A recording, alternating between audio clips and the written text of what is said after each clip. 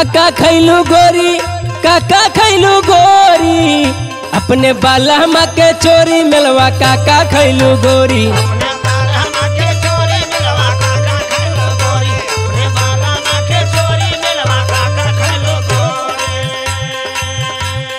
बारह बजे से गईलू गोरिया घूमे तू मेला,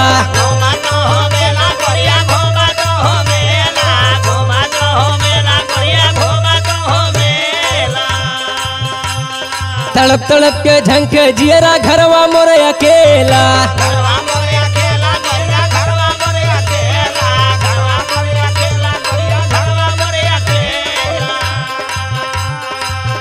कई के हमसे बरिया जोरी, कई के हमसे बरिया जोरी, मिलवा काका खैलू गोरी, अपने बाला माँ के चोरी मिलवा काका खैलू गोरी।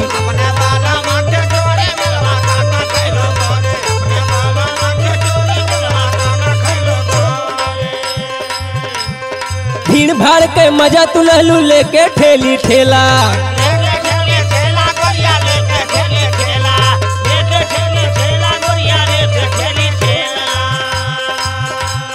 कितना सखी सहेली मिलने कितना घूमलू मेला।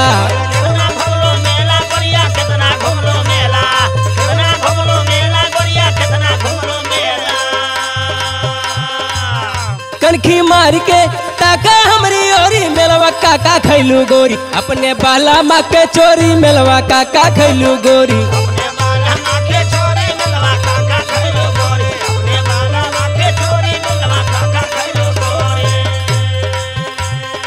रिंकू अवधेश बाटे गुरुवर साकी के चेला,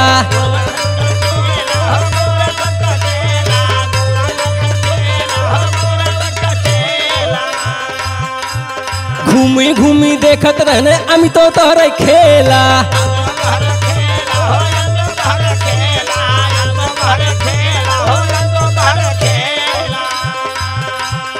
मारी के नजरिया लहलू नहू के टटोरी मिलवा काका खैलू गोरी, अपने बाला माँ के चोरी मिलवा काका खैलू गोरी।